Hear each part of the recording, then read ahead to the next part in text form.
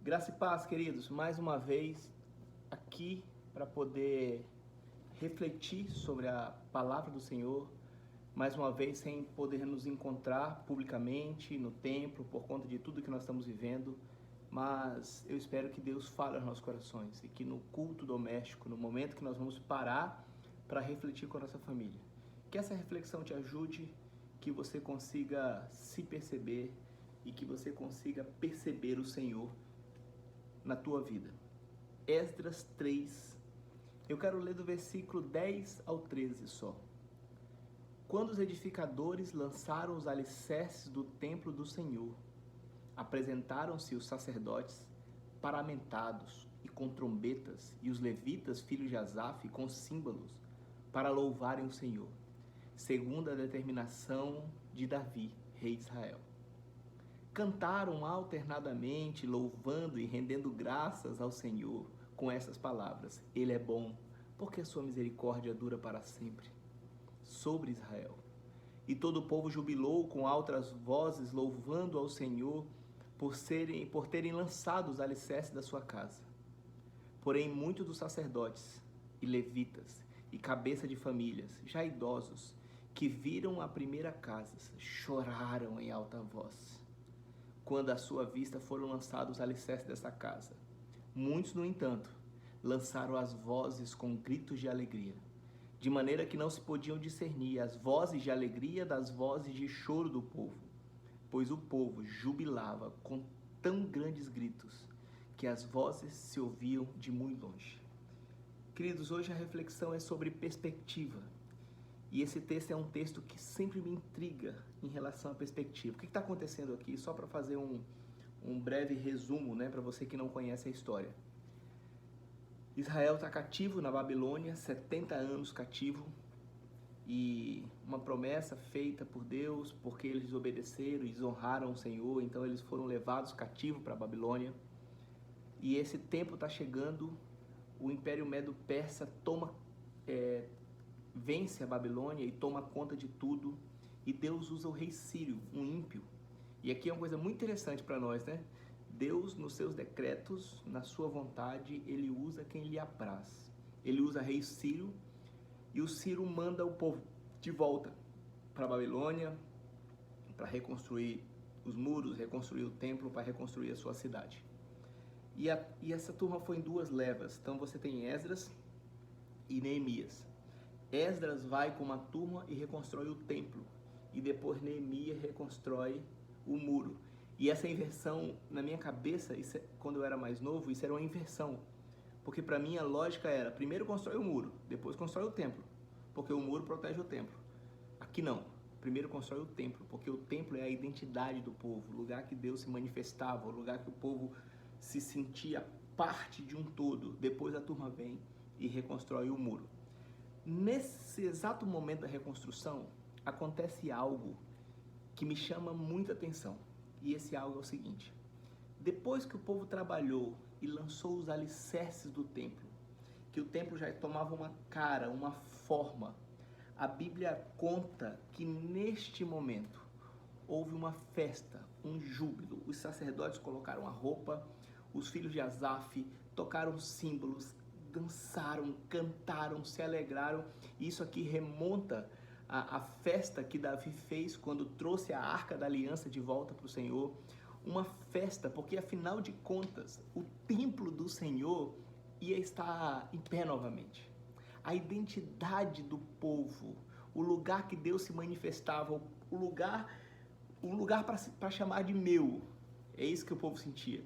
Depois de 70 anos longe, depois que eles cantavam hinos de lamento nos rios da Babilônia, depois que eles estavam sofrendo toda essa pressão, Deus faz um milagre. Deus toca no coração de um ímpio para poder levar o seu povo, de volta para a terra, para dar continuidade à história do seu povo. De repente, queridos, neste milagre, depois de tudo isso, o povo, ao olhar aquele templo, nós temos duas reações distintas, e essas duas reações, nós podemos aprender muito com elas. A primeira reação é a seguinte: as pessoas louvavam, gritavam, cantavam, se alegravam e elas diziam assim: Ele é bom, Ele é bom.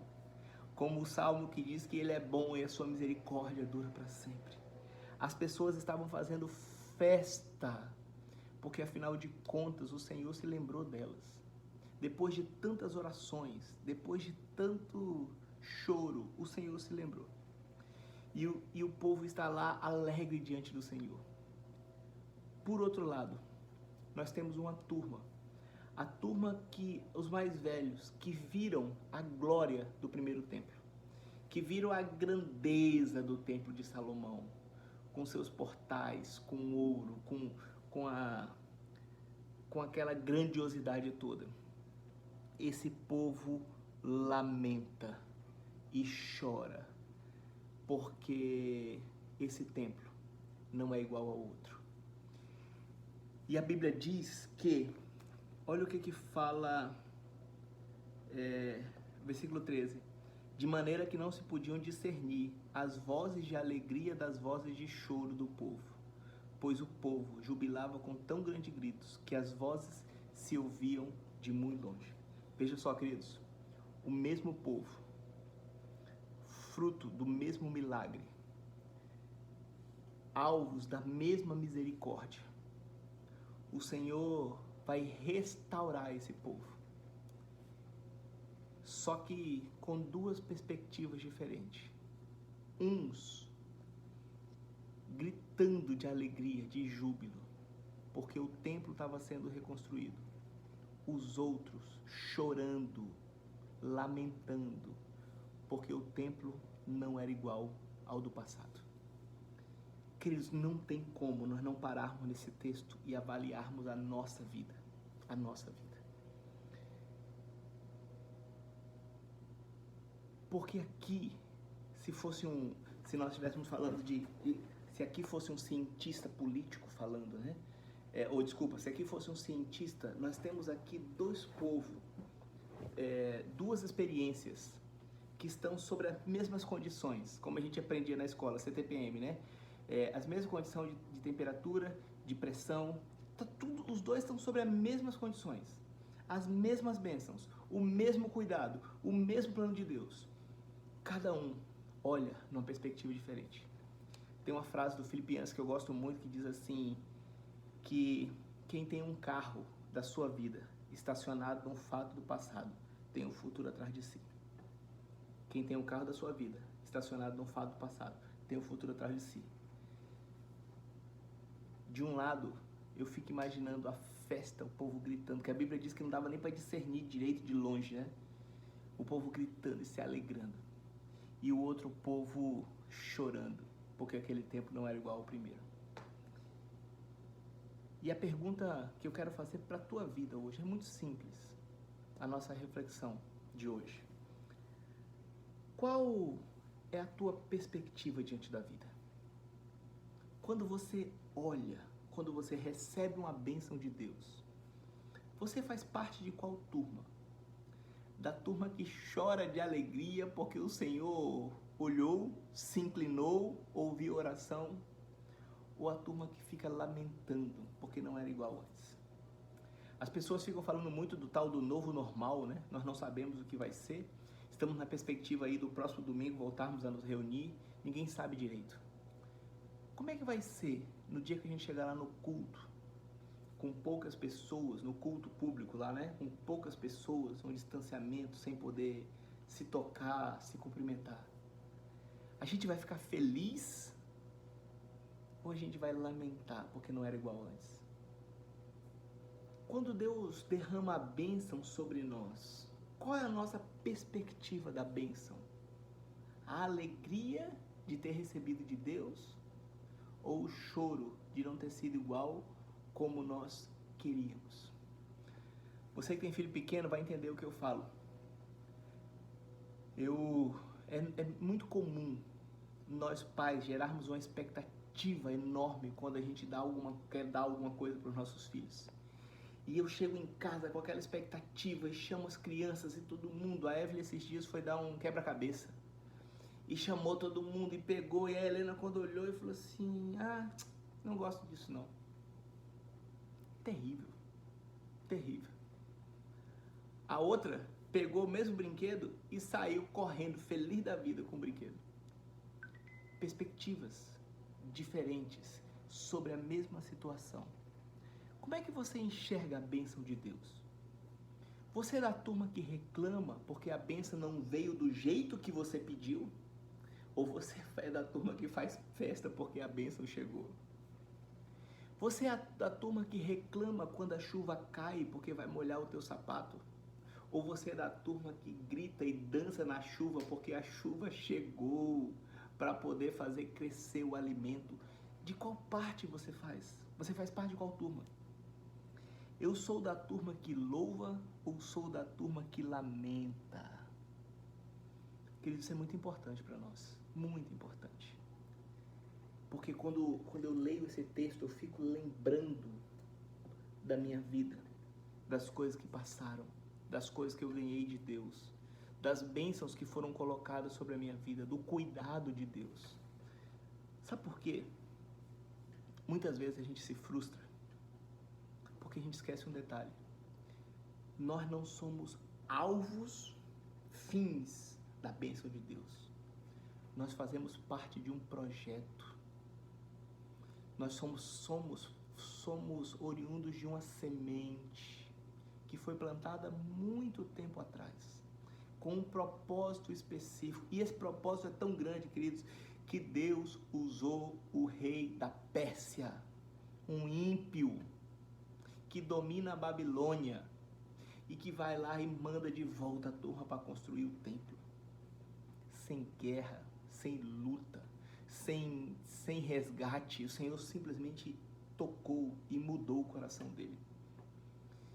E quando o povo recebe a bênção, o povo acha que aquilo era só para eles. Não, aquilo fazia parte de um todo. Deus queria ensinar um todo. Só que muitas vezes o todo de Deus passa despercebido aos nossos olhos porque nós estamos nos achando muito importantes. Achando que Deus vai fazer só da forma que eu imaginei, que eu idealizei, que eu quis, para minha alegria, para minha honra. Não, a honra é de Deus, a alegria é de Deus.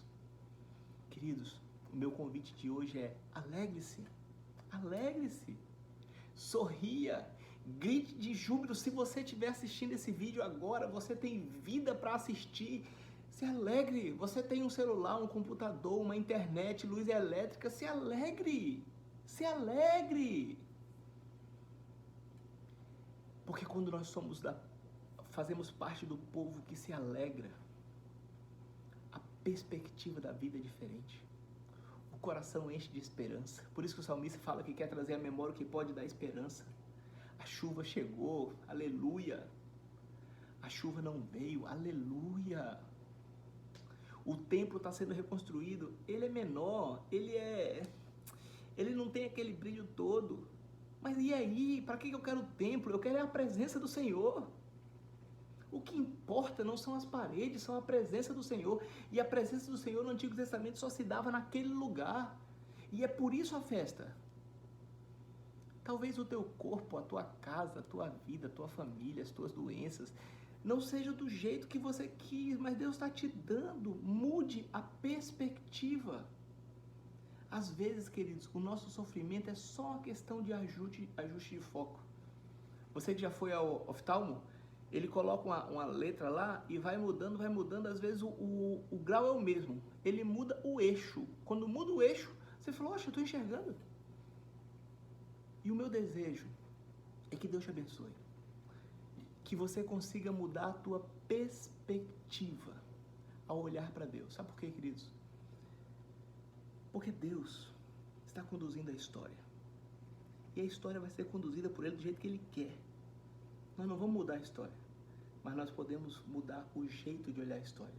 No dia que os alicerces da bênção tiverem sido colocadas na tua frente, mesmo que não sejam do jeito que você quer, mesmo que não tenham o mesmo esplendor de outrora, mas que você seja da turma que se alegra, que canta, que dança diante do Senhor. Deus te abençoe. Tenha um bom domingo. Que essa semana seja uma semana de novas perspectivas diante do nosso Deus.